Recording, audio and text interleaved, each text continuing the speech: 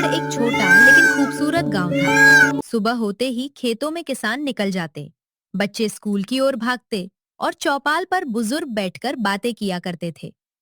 उसी गांव के किनारे एक टूटी फूटी झोपड़ी में एक गरीब लड़का रघु अपनी बूढ़ी माँ के साथ रहता था। पिता की कई साल पहले बीमारी से मौत हो चुकी थी। घर चलाने की पूरी जिम्मेदारी अब रघु के कंधों पर थी, लेकिन उसके पास कोई पक्का काम नहीं था। बेटा, घर में बस थोड़ा सा आटा बचा है। आज कुछ कमाकर नहीं लाया तो रात का खाना भी मुश्किल हो जाएगा। चिंता मत करो माँ, आज खाली हाथ नहीं लौटूंगा। रघु सुबह सुबह गांव के बाजार पहुंचा। उसने कई दुकानों पर काम मांगा, लेकिन हर जगह उसे मना कर दिया गया। अरे भाई, हमारे यहाँ पहले से आदमी काम कर रहा है, काम नहीं है, कहीं और जाकर देखो। रघु का चेहरा उतर गया। जेब में सिर्फ 10 रुपए बचे थे।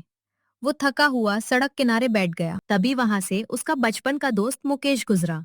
उसने रघु को उदास देखा और पास आ गया। क्या हुआ रघु? आज फिर कोई काम नहीं मिला? हर जगह से मना कर दिया, समझ नहीं आता अब क्या करूं। पिछले महीने मैं शहर गया था। वहां मैंने देखा कि लोग छोले कुलचे खाने के लिए लंबी लाइन लगाते हैं। अगर गांव में कोई साफ सुथरे और स्वादिष्ट छोले कुलचे बेचने लगे तो जरूर चल जाएगा। मुकेश की बात सुनकर रघु कुछ देर सोचता रहा। उसके मन में पहली बार उम्मीद की एक किरण जगी। रघु घर पहुंचा और अपनी माँ को सारी बात बताई। बेटा, हमारे पास पैसे कहाँ हैं? माँ, घर में जो थोड़े से चने रखे हैं उन्हीं से शुरुआत करूंगा। कुलचे मैं खुद बना लूंगा। अगर मेहनत सच्ची होगी तो भगवान जरूर साथ देगा। उस रात रघु ने देर तक जागकर चने भिगोए। सुबह जल्दी उठकर मसाले पीसे, प्याज, हरी मिर्च, धनिया और नींबू तैयार किए। मिट्टी के चूल्हे पर छोले पकने लगे तो पूरे घर में खुशबू फैल गई। वाह बेटा, खुशबू तो बहुत अच्छी आ रही है। बस स्वाद भी अच्छा बन जाए, यही दुआ करना। रघु के पास ठेला खरीदने के पैसे नहीं थे। उसने गांव के कबाड़ी से पुरानी लकड़ी लेकर एक छोटा सा हाथ से खींचने वाला ठेला बना लिया। ऊपर सफेद कपड़ा बिछाया और एक तख्ती लगा दी। गरीब रघु के गर्मा गर्म छोले कुलचे सिर्फ 20 रुपए प्लेट। आज किस्मत का फैसला होगा। सुबह बाजार में लोग रघु के ठेले को देखकर रुकने लगे। तभी गांव के बुजुर्ग रामदीन काका वहां पहुंचे। अरे रघु, आज सब्जी नहीं, छोले कुलचे। काका, एक बार चक्कर देखिए, पसंद ना आए तो पैसे मत दीजिए। रामदीन काका ने एक प्लेट ली। उन्होंने पहला निवाला मुंह में रखा। कुछ पल के लिए चारों तरफ सन्नाटा छा गया। अरे वाह, इतने स्वादिष्ट छोले तो मैंने शहर में भी नहीं खाया। रामदीन काका की बात सुनते ही दूसरे लोग भी लाइन में लग गए। कोई 2 प्लेट लेने लगा, कोई घर के लिए पैक कराने लगा। कुछ ही घंटों में रघु के सारे छोले कुलचे खत्म हो गए। रघु ने पहली बार अपनी मेहनत की अच्छी कमाई हाथ में पकड़ी। उसकी आंखों में खुशी के आंसू आ गए। उसे महसूस हुआ कि मेहनत और हिम्मत कभी बेकार नहीं जाती। लेकिन उसे ये नहीं पता था कि उसकी बढ़ती हुई सफलता पर गांव का एक लालची ढाबा मालिक नजर रख चुका था।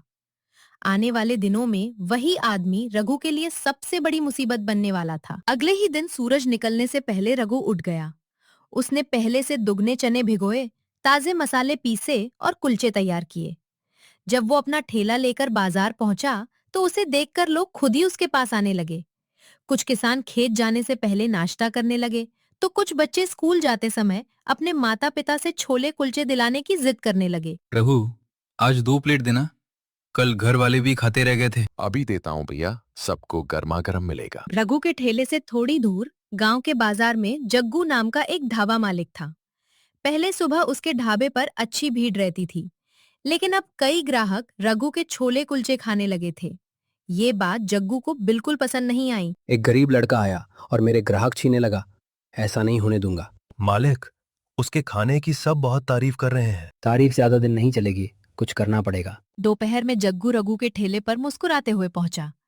उसके चेहरे पर मिठास थी, लेकिन मन में जलन। रघु बहुत अच्छा काम कर रहा है, मुझे भी एक प्लेट खिला। जरूर मालिक, आपके लिए अभी बनाता हूँ। रघु दूसरी प्लेट बनाने में व्यस्त था।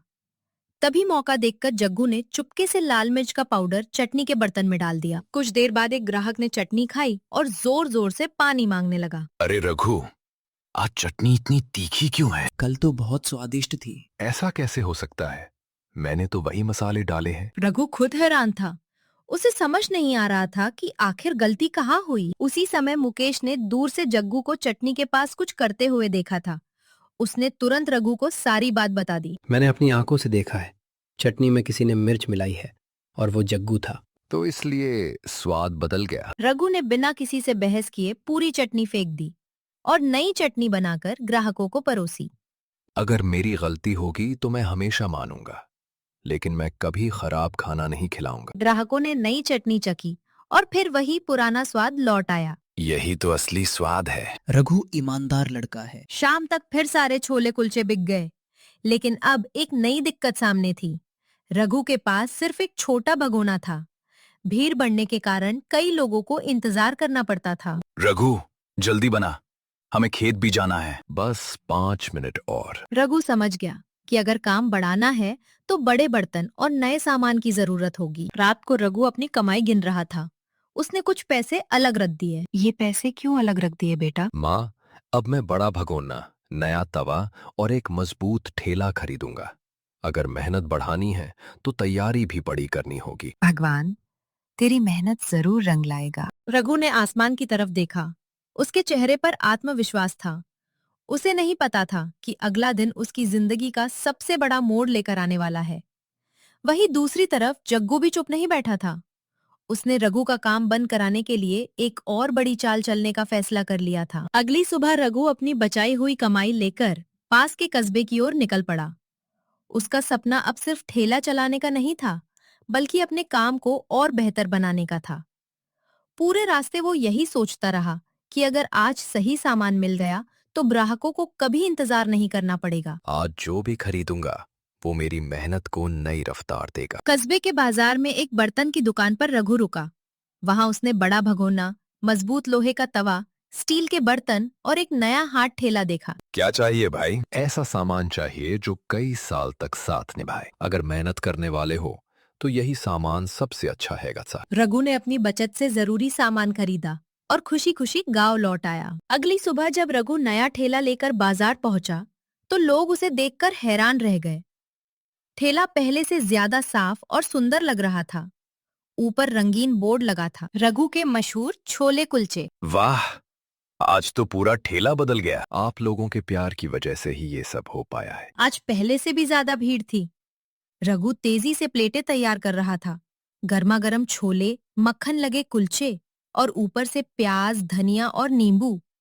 हर ग्राहक मुस्कुराते हुए खाना खा रहा था। ऐसा स्वाद तो शहर में भी मुश्किल से मिलता है। कल से मैं अपने दोस्तों को भी लेकर आऊंगा। रघु की बढ़ती सफलता देखकर जग्गू का गुस्सा और बढ़ गया।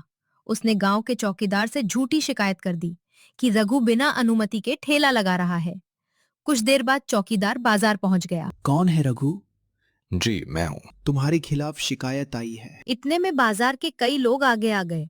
सभी ने एक साथ रघु का पक्ष लिया। ये लड़का ईमानदारी से मेहनत करता है। इसका खाना साफ सुथरा होता है। झूठी शिकायत करने वाले पर कार्रवाई होनी चाहिए। चौकीदार ने पूरा मामला समझा और शिकायत को झूठा पाया। रघु, तुम अपना काम जारी रखो। मेहनत करने वालों को कोई नहीं रोक सकता। उसी समय पास के स्कूल के प्रधानाचार्य वहां पहुंचे। बेटा, अगले हफ्ते हमारे स्कूल में वार्षिक कार्यक्रम है। क्या तुम 200 लोगों के लिए छोले कुलचे बना सकते हो? जी सर, पूरी ईमानदारी और स्वाद के साथ तैयार करूंगा। रघु को अपनी जिंदगी का पहला बड़ा ऑर्डर मिल चुका था। रात को रघु और उसकी माँ देर तक तैयारी की सूची बनाते रहे। कितना चना, कितना आटा, कितने मसाले और कितनी प्लेटें चाहिए, सबका हिसाब लगाया गया। बेटा, इतना बड़ा काम पहली बार मिला है। डर तो लग रहा है माँ, लेकिन मेहनत पूरी करूंगा। रघु की आंखों में अब सिर्फ एक सपना था, अपने गांव का नाम रोशन करना। लेकिन उसे नहीं पता था कि कार्यक्रम वाले दिन उसके सामने ऐसी मुश्किल आने वाली है जो उसकी पूरी मेहनत की परीक्षा लेगी। वार्षिक कार्यक्रम का दिन आ गया। रघु सुबह 3 बजे ही उठ गया। उसने माँ और मुकेश के साथ मिलकर रात में भीगे हुए चने बड़े भगोने में चढ़ाए। ताजे मसाले पीसे गए, कुलचे तैयार किए गए और सारी सामग्री साफ सुथरे डिब्बों में रखी गई। रघु बार बार हर चीज की जांच कर रहा था ताकि कोई कमी न रह जाए। आज सिर्फ मेरा नहीं, पूरे गांव का नाम जुड़ा है। कोई गलती नहीं होनी चाहिए। तू चिंता मत कर, हम सब तेरे साथ हैं। स्कूल पहुंचने से कुछ देर पहले तेज बारिश शुरू हो गई। कच्चे रास्ते पर कीचड़ भर गया। ठेले का एक पहिया मिट्टी में धंस गया। रघु ने पूरी ताकत लगा दी, लेकिन ठेला आगे नहीं बढ़ रहा था। हे भगवान, अगर देर हो गई तो सब खराब हो जाएगा। इतने में गांव के कुछ किसान वहां पहुंचे। उन्होंने बिना कुछ कहे ठेले को धक्का लगाना शुरू कर दिया। रघु, तूने हमेशा सबका दिल जीता है, आज हमारी बारी है। समय पर रघु स्कूल पहुंच गया। बच्चों, शिक्षकों और मेहमानों के लिए गर्मा गर्म छोले कुलचे परोसे जाने लगे। स्वाद इतना शानदार था कि हर कोई उसकी तारीफ करने लगा। रघु, तुमने उम्मीद से भी अच्छा काम किया है। इतना स्वादिष्ट छोले कुलचे हमने बहुत कम जगह खाए हैं। जग्गू भी दूर खड़ा ये सब देख रहा था। उसने समझ लिया कि ईमानदारी और मेहनत को धोखे से हराया नहीं जा सकता। वो धीरे धीरे रघु के पास आया। रघु, मुझसे गलती हो गई। मैंने तुझे रोकने की बहुत कोशिश की। मुझे माफ कर दे। गलती मान लेना ही सबसे बड़ी बात है। मैं किसी से दुश्मनी नहीं रखना चाहता। कार्यक्रम खत्म होने के बाद प्रधानाचार्य ने सबके सामने रघु को सम्मान पत्र दिया। पूरे मैदान में तालियां गूंज उठीं। रघु की माँ की आंखों में खुशी के आंसू थे। रघु जैसे मेहनती युवक समाज के लिए प्रेरणा है। आज तेरे पिता होते तो तुझ पर बहुत गर्व करते बेटा। कुछ महीनों बाद रघु ने अपनी मेहनत की कमाई से गांव के मुख्य चौराहे पर एक छोटी सी पक्की दुकान खोल ली। दुकान के बाहर बड़ा सा बोर्ड लगा था, रघु के मशहूर छोले कुलचे। अब लोगों को धूप और बारिश की चिंता नहीं रहती थी। दूर दूर के गांवों से लोग उसके छोले कुलचे खाने आने लगे। रघु ने गांव के 2 बेरोजगार युवकों को अपने साथ काम पर रख लिया। वो उन्हें पूरी ईमानदारी से काम सिखाने लगा। मैं अकेला आगे बढ़ जाऊं, इससे अच्छा है कि हम सब साथ आगे बढ़ें। भैया, आपने हमें नई जिंदगी दी है। समय के साथ रघु की दुकान पूरे इलाके में मशहूर हो गई, लेकिन उसने कभी घमंड नहीं किया। वो आज भी हर सुबह ताजा सामान खुद खरीदता और ग्राहकों को मुस्कुराकर खाना परोसता था। उसे हमेशा याद रहता था कि एक समय ऐसा भी था जब उसके पास सिर्फ 10 रुपए थे और कोई काम देने वाला नहीं था। आज वही मेहनत उसकी सबसे बड़ी ताकत बन चुकी थी। गरीबी कभी इंसान को छोटा नहीं बनाती। हार मान लेना इंसान को छोटा बना देता है। अगर मेहनत, ईमानदारी और धैर्य साथ हो, तो एक छोटा सा ठेला भी इंसान को सम्मान और सफलता दिला सकता है।